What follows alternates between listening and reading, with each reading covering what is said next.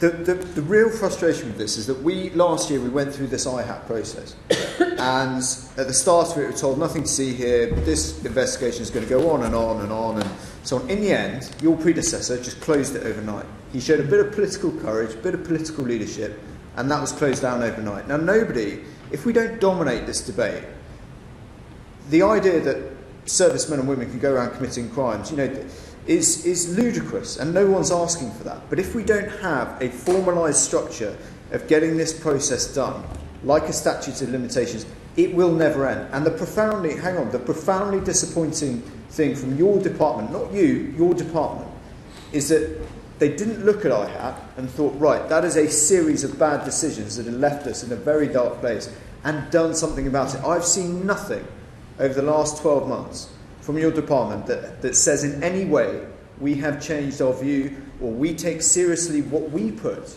not the enemy, what we put our people through in historical allegations. We have learnt from that process, and we are now on the front foot, and we are going to deal with that. Why is there no urgency in government to get this sorted out? So I think that my view is quite clear. We have the issue in terms of Northern Ireland, but we actually have a much wider issue in terms of service personnel.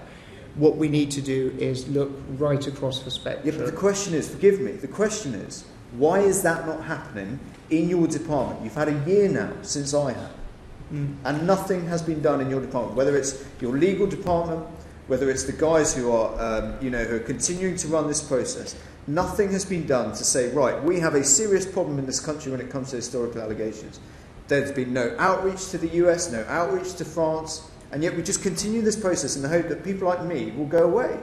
But it's not going to happen. And Mr. Mercer, that is certainly not the case in terms of we're hoping So why has nothing been done? That's the question. What we need to do is we need to look at. I know what we need to do. Sorry, I know what Johnny, we need to you do. must let him answer. But it's not an answer. Why has nothing been done? Johnny, you must let him answer, and then you can come back. So, do we need to look at alternative approaches more broadly?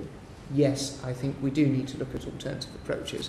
We need to look at different ways, and actually, when we ask service personnel who go and actually act on the wishes and are deployed by the British government, how we can give them maximum protections. Yeah. I'm sorry, but we know this. This is literally wasting time. But I know this. Johnny, I know this. The answer is, why has that not been done? I know we need to do more. Everybody knows we need to do more. But the question is, why hasn't that been done in the department?